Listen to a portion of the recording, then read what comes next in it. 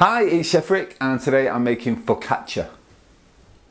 Right, here we go. A very, very easy bread to make, but you can turn it into a bit of a showstopper. This is a very basic focaccia I've made here. So we start with the strong white bread flour, 10 grams of salt, and a packet of fast act dry yeast. They're all 7 grams, those packets. And then we add olive oil and water. I used to add them separately, and then once I got a big clump of olive oil and yeast stuck together. So now I always mix the water and the olive oil together, just to make sure that I don't get any clumps forming. Probably don't need to do that at all. It's just something I like to do. And the very first mix this gets is just going to be a good mix round with a wooden spoon. It's a wet-ish dough because of the olive oil. But it is going to take a little bit of effort, this first bit. If you've got a KitchenAid with a dough hook, amazing, use that. But really, it just takes a little bit of effort here. And when you're doing it with your hands like this, and you can see exactly what's going on, occasionally you do spot like little clumps of yeast, so you want to make sure it's all mixed in perfectly. But that'll do. You've just got to make sure it's all combined. They're covering it with cling film or a tea towel, and then we're going to leave it somewhere for at least an hour, somewhere nice and warm, so it can rise. Have its first rise. So here we go. Like I say, this was about an hour, and I knew there were going to be 2 rises here, so I'm gonna, as I always do, I'm gonna ask you twice. If you like the video, please click like, and if you could also click subscribe at the bottom. It doesn't cost you anything, but it really helps me out. So yeah, that's first of 2 times I'm gonna ask you to do that. So the dough's had its first rise, and the second one here, this is what we do with it now. We're just gonna oil up your hands, get your hands in there, and all you want to really be doing is pulling the dough from the side of the bowl and bringing it into the middle. So you see, so I'm kind of pulling it in, folding over itself, pulling it in and folding over itself. It's knocking out the air, but it also feels like it kind of keeps tightening the dough, so it just feels like it's the consistency and the texture of it changes in your fingers, and you really get a good feel for exactly what's going on. If it starts sticking to your fingers, just put more olive oil. There's no limit to the amount of olive oil you can use at this point, so don't worry about adding too much or anything, or the olive oil that's on your hands going into the dough. Don't worry one bit. So all I'm doing here, just pulling it in off the edge, knocking some of the air out of it. You, like I say, go off how this feels. It'll get to a point where it feels the elasticity or the texture is just not changing at all. So really do this for 10 minutes, if that. So edge of the bowl, pull it in, bring it all together, and once again, just like the first time, cover it with cling film and let that rise somewhere for at least an hour. I think this second rise had about an hour and a half. These rises, don't worry yourself if it goes over the hour. Doesn't really matter at all, but yeah, leave it somewhere warm again for another hour. This is the second rise, so it's the second and last time that I'm going to ask you, please, if you do like my videos, click like, and also click subscribe at the bottom, because it's free for you, but it really helps me. There we go, begging over. Going into the back end of this process now, so we use the olive oil and grease up a baking tray, a cold baking tray, obviously. I won't be putting my hands on a hot oil baking tray like that.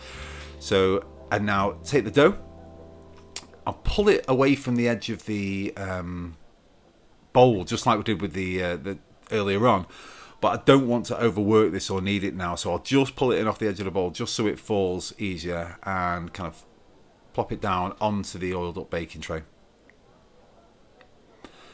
And now with oiled hands, I will just push this dough as close to the edges as I can of the baking tray.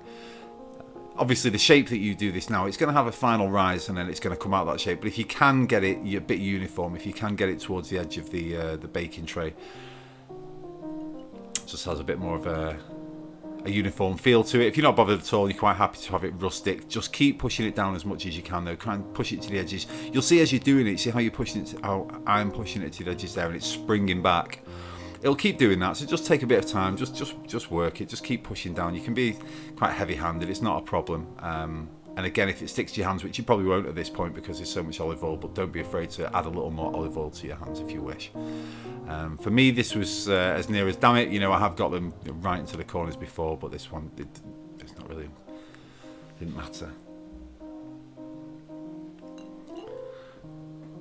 And now I'll put this into somewhere warm, uncovered.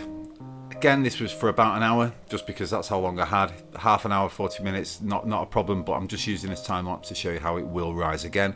So you see how that's bubbled up, that's risen once more. The final stage before we're going to put this into the oven is to put holes in it. So use your finger, I was going to use 2 fingers there, and put fingers in and twist it.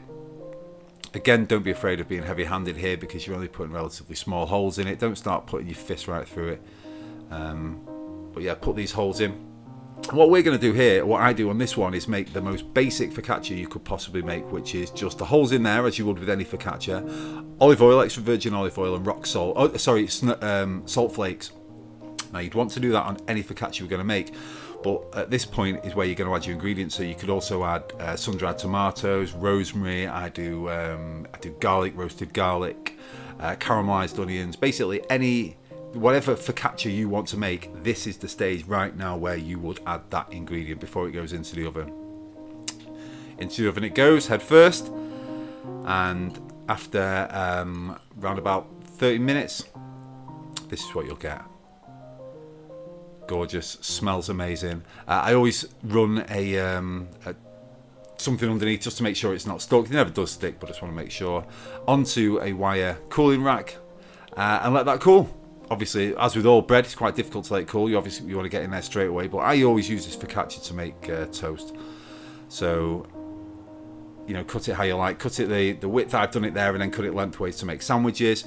Or I cut it in long strips to make long toast, which I serve with my ham hock terrine, which I'll link to this video, and the apple chutney, which I'll also link to this video. This is the most perfect bread to serve it on when toasted. I'm holding it up to the side there, just showing off, basically showing how it's perfect and bubbled up inside. That's a focaccia. Make it an absolute showstopper with some amazing ingredients on top, but you'll always impress people because it's kind of it's slightly unusual, but it's a gorgeous bread. Thank you so much for watching. I really appreciate it more than anything, and I hope to see you on the next video.